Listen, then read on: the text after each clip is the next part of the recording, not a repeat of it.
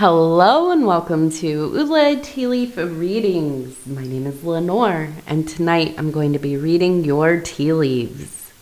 This is a horoscope for Aries. If Aries is your solar, lunar, ascendant / rising sign, then this is a message for you. All right, let's get started. And so, Aries, tonight we have, that's right, the Princess of Cups, which is such a wonderful and, well, it's like, I always think of it as like the super full and flowing belovedness, right? I like to think of it as likened to, if you remember, like in elementary school, right, or grade school or whatever you called it, wherever you're from when you're young, between like 5 and 11 or 12 or whatever. And there's like a girl in your class that is really into something like horses, right? Just obsessed, right? Not like not a detrimental obsession, but just a beloved interest so great that one honors it in all parts of their life. You can see remnants of it everywhere. And so that passion is the energy that I perceive when I see the Princess of Cups. I say, oh yes, here we go. We have somebody who is beloved or in a place of belovedness. Okay, so let's go ahead. We're going to see how this kind of coincides with our tea leaves. And I want to tell you, thank you so much for deciding to click on this video, watch a tea leaf reading. I know a lot of you have never seen one before, so welcome. I don't necessarily follow the most traditional methods, but I've been doing this for years now, and you know, like anything else, as you go along, as you get more involved with something, you kind of create your own techniques, your own ways, your own relationship, right? And so anyways, welcome, happy new year. We're into 2025. It's going to be a beautiful year. I can feel it from the jump. I know it. All right, let's take a look. So immediately I'm looking, we have a person standing right here. You can see the head would be here. Here's the body, the arm extended above. I'm looking at, it seems to be a candle of some kind. You can even see kind of the little flames, the flickering of the light.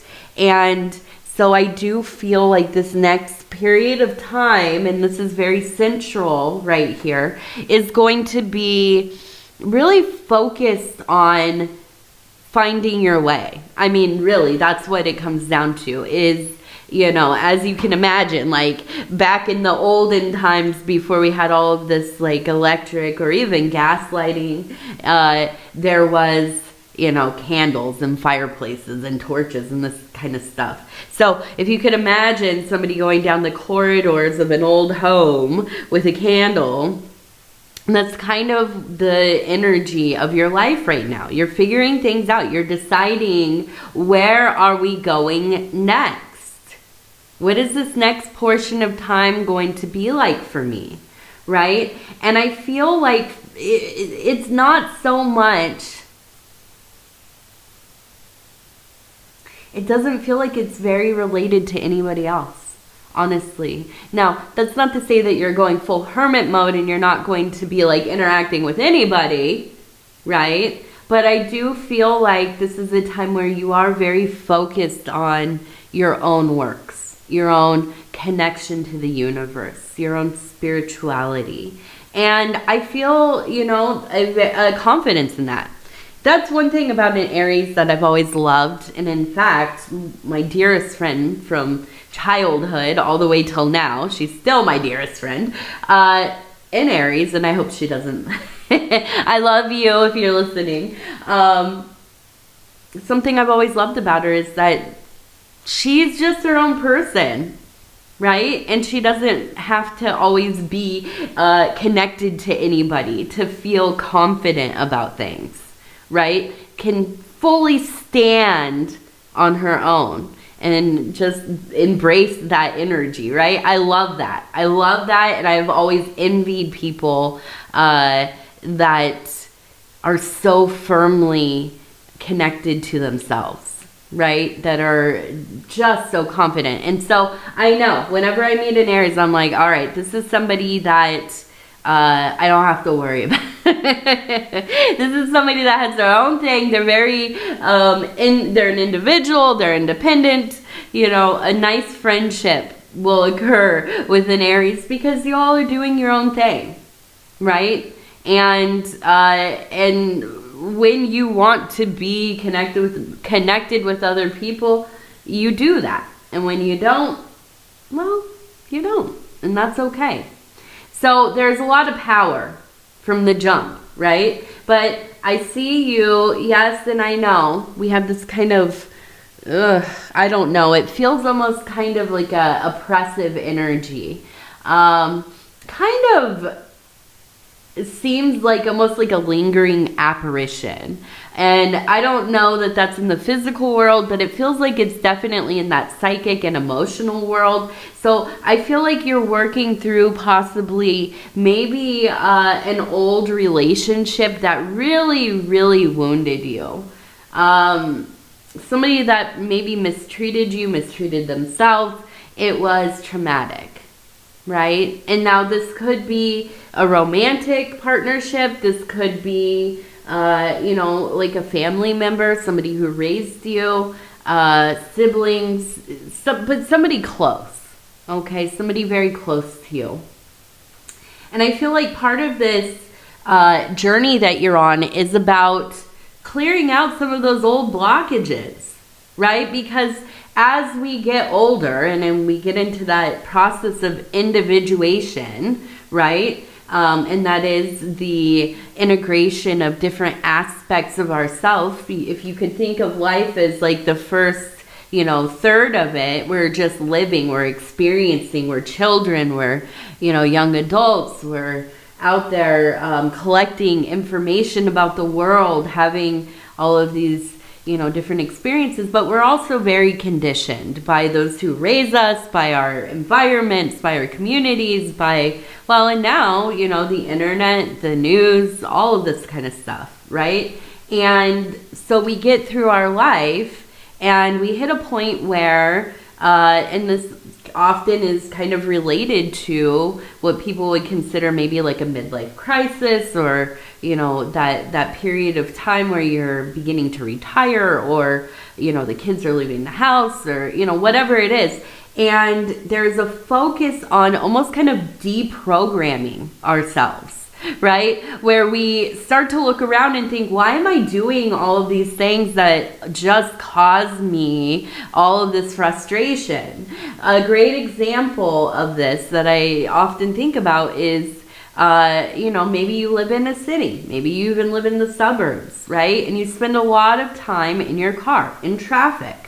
I'm from Northern California. I'm from Sacramento, actually. And I know traffic all too well. Now, I don't live there any longer. I live in the upper Midwest now. And I have found myself pretty rural, right? Not a lot of traffic. Like 5 cars is traffic here.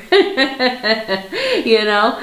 So you get to a point where it's like, I've spent how many hours of my life sitting in this car, for better or worse, right?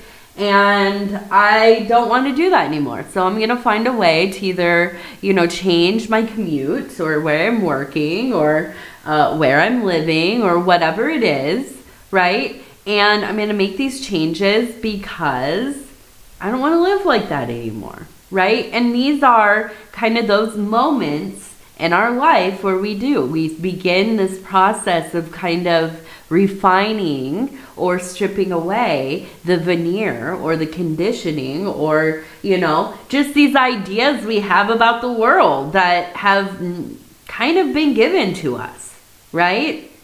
We find ourselves living in somebody else's idea of what the world should be like, what our life should be like, right? And not, for some people they excel in that and they're happy, they're content with it. And for others, you come to the realization that I've been living my life not on my own terms. Okay, so we start to really look at that. And those strands, I promise you, as we know from therapies and Freud and Jung and everybody, Hillman and all of these wizards of psychotherapy, that it all kind of leads back to these root things, right?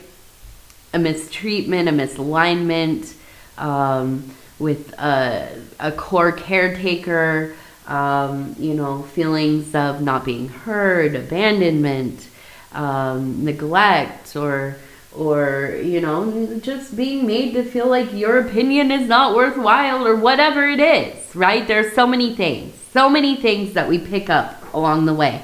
And so I see you in this place where you are trying to begin to shed some of this stuff, some of these kind of ideas and histories that we, if you could look at your life and you had like a book, you're carrying it around. It's the histories of your life, of the times that you've been living in.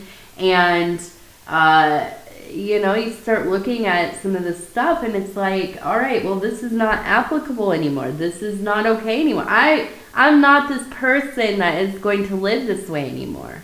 And I feel like that's exactly where you're at, and this is nothing new. I think that you've been on this journey for a while now.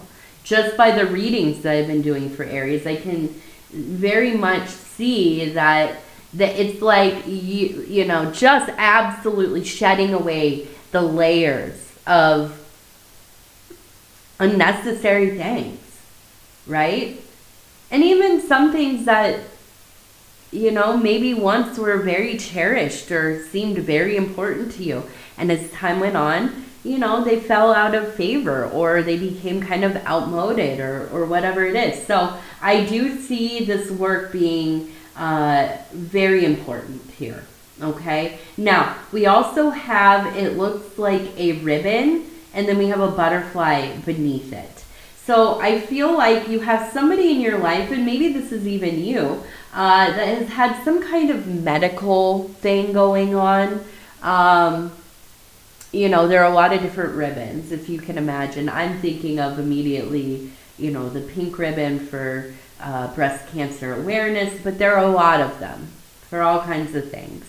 And so we see the ribbon, we see the butterfly. I feel like there has been a transformation in this person. And again, this might be you, right? You might have been going through it this last year, these last couple of years, on a wellness journey, maybe fighting some kind of ailment.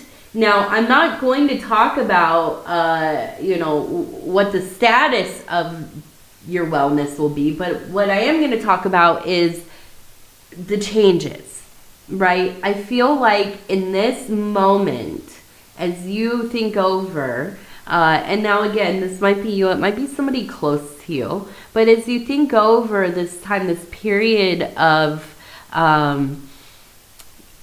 going through this thing and all that it entails, if you've ever been with somebody who's gone through a major health crisis, or if you yourself have, or even, maintaining something that is like a chronic illness or pain or whatever, it is all encompassing. Your life becomes about that thing. And I feel like if you really fully realize it or not, you have evolved as a being as you've gone through this journey. It has changed you fundamentally. And I think, for the best, of course. If we see the butterfly is a beautiful thing emerging. And so I feel like there is a vast empathy here. Your ability to care for others, to really consider how others are feeling, what's going on with them, making sure that they know that somebody remembers them, is, you know, calling to say hi, saying Happy New Year, Happy Holidays, whatever it is, you know, that's you. You are somebody that doesn't want anybody to be left out, that doesn't want anybody to be, you know, forgotten. And so I see that this thing, you know, that maybe has been pretty brutal, has been pretty scary, has been a hardship, right?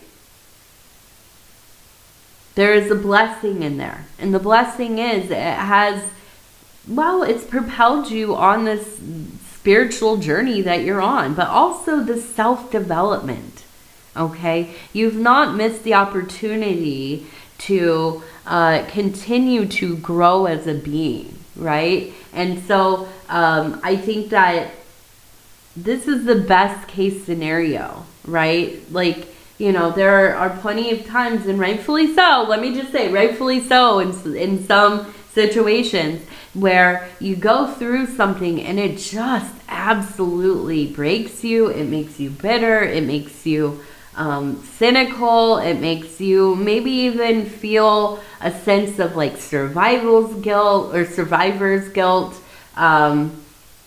You know, these kinds of things that can happen when you've been through something really traumatizing. Well, I don't think that's the case here for you. Okay, I think that you have put this to use. You have let it help you expand your empathy, your ability to sympathize with others, to be compassionate, to be there. You know, and so you know, whatever it is that you have been going through, or you've been assisting somebody who is going through something, I know it's not easy, and I don't mean to romanticize it or make light of it, but I do think it's so important for us to point out where we have flourished, or at least, you know, taken something good, right? Blessings in troubles. Blessings in troubles, okay? And I know that you have seen that, and I know that you have embraced this growth. Absolutely. Okay, let's see. So we have a chicken, we have a rabbit, we have a goose.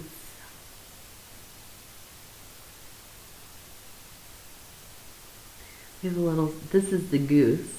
This is the chicken, this is the rabbit.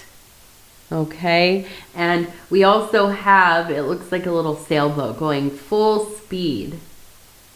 So I do feel like this is maybe a time for you to find some animal. I mean, this is right on the nose, but I feel like this is a time for you to get out, go find some animals to be around. Maybe volunteering at some kind of rescue, or like an animal, what are those places called where you take wildlife? I don't know, a reserve or whatever.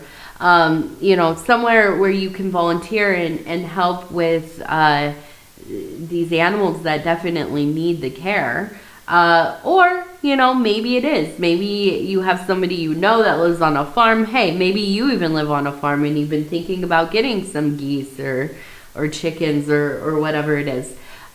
This year, I feel like will be very animal forward, which I think is something that, even as I'm saying this, makes you happy, right? Because you are a person that loves to be around animals. So I think you should really put a little marker in your mind somewhere. Every time you have the opportunity to go be among the animals in some capacity, take advantage of that opportunity, because I think it's very healing for you. Excuse me. Now, we also have a series of arrows, and we have a person down here who seems to be shooting them. This is a spiritual being, whoever this is. And I feel like this is somebody who has really, really taken notice of you. There seems to be quite an attraction. They are as they say, shooting their shot with you. I feel like somebody is really, really pursuing you, or they will be soon, right? And I feel like this all makes sense, right? When we go through these transformations in our life, that is when we start attracting like energy. And sometimes it can be real strong, right? It can be fiery. It can be just absolutely moving. And I do. I feel like if this is not something that is going to be, consummated or even entertained really, the flirtation is there. And that makes you feel good. And that's all right, right? There's no judgment, even if this is not your primary relationship. I think the attention, and let me just say, not everybody wants attention. Not everybody wants messages. Not everybody wants weird stuff sent in the mail.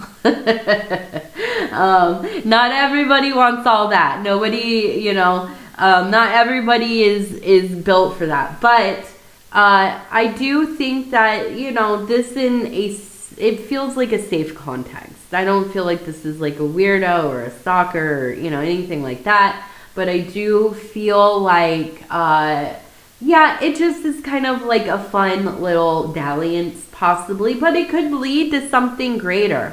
You might be finding a really strong partnership in this person. And I say that because I feel like they have very shared energy with you, okay? And so it almost feels like you're leveling up energetically. And so, of course, you're going to be attracting different people than you were before. And I think that this one, really, it feels like, sometimes you meet somebody, you really, I don't know, you vibe with them, it seems like really good, but there's just a heaviness to it. It feels like you're making a lot of compromises, even from the beginning, right?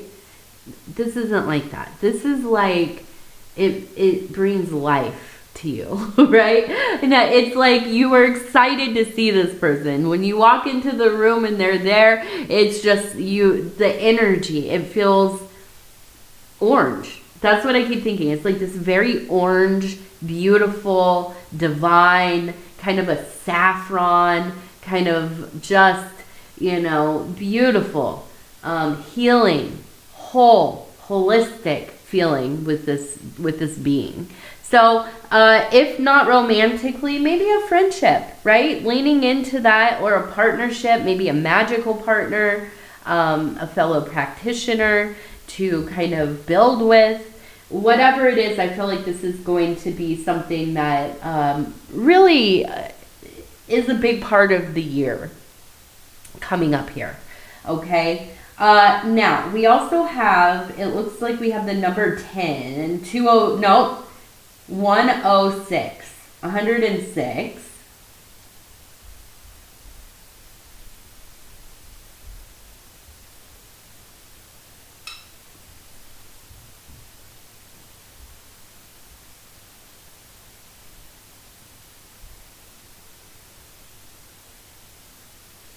So we also have the feeling of an uninitiated person. And I'm guessing that this is somebody in your life who just maybe is like completely a materialist. And that's not to say that they just like stuff, right? They're just somebody who lives in the physical world, like fully. Maybe they're not into metaphysics or spirituality or religion or any of that stuff, right? Now, they might not be agnostic or atheist or anything. They just might not have an interest in these kinds of things. But I feel like there's a strong bond. There's a strong bond. You respect each other. There's not like I'm trying to like bring you over to my side. I'm not trying to, do some like kind of missionary work here. I'm not trying to convert anybody. No, I think that you're just really like you respect each other. You know, and you don't have to talk about those things if you guys don't want to, and you respect that, but you get along and you love each other. And I feel like this is almost like a sibling, right? Because I feel like there's a closeness, but it doesn't feel so much like a social group thing, because let's face it, when we have friends, usually they kind of mirror our personalities to some degree. Now, when we have siblings, they can, but not always, right? A lot of times our siblings can be much different than we are. And so I'm thinking that this is maybe a sibling. But I think that there's just such a love there. And I feel like this is maybe a relationship for you to really lean into, okay, this next period of time. I think this is somebody that it's like you get a lot of, it feels like safe, right? When you've been together, you remember yourself. Beyond everything else, you remember who you are as a child, you know, who you were before all of the many, you know, costumes and masks and hats you've had to wear throughout your life. And so having this like foundational relationship that is good, that's healthy, that's really important. And so I think making sure that you make time for this person, that's going to be some of the work here in the next year, is making sure that you, you know, spend time together. If you're not in the same area, you know, get on the phone together, on the video chats or whatever, and yeah. All right. Let's do our lucky numbers. We're going to do 3 of them. 92. 92. Okay, so 92 is the number 1 number. It looks like we got 85, 92, 85, and 18. All right. Wonderful. Now, we're going to finish out with our Wild Offering Oracle card, and I'm just going to flip through, and I'm going to stop where it feels right. And it says empowerment. All right, empowerment. When you ask the divine to take over, you get pulled into your own authentic power. It's a force of inner love that wants your wholeness and magnificence. Unfold my true and radiant self, dear Lord. Unfold my true and radiant self, dear Lord. Yes. I don't know. As I was reading that, and this is going to be very obscure for some, probably the viewership here. I just was thinking of that scene in Akira where I think it's Tetsuo just starts like multiplying, and I was thinking maybe that's the true form. Dear Lord, show me my true form, and I just start, never mind. All right, I know it's a little goofy today. It is New Year. The New Year, it's the 1st. New Year's Day. And I went to bed super early last night. We had a big day with my daughter and her friends, and we all enjoyed each other all day long. We, oh my gosh, they did so much. They had like a party, and then we went to pizza, and then we went to the movies, and oh my gosh, I'll tell you what, by the time we were done with it all, we were ready to go home and get ready for bed. And that's exactly what we did. So I'm not going to lie to you and say I stayed up until the ball dropped in New York. I didn't. And anywhere else, I didn't. So, but I hope that you had a most wonderful, wonderful New Year. I hope it was safe and happy. It's going to be a great year. I know it. I feel it. Is it going to be easy all the time? Probably not. It never is. But it will be most worthwhile this year. I do. I feel like the energies of the universe really are pushing us in a direction of ascension, right? Lifting the energies up. And if we continue to work collectively to work on ourselves individually and within the collective, we're unstoppable. All right, Aries, I love you. Take care of yourself. We're going to talk real soon. Good night.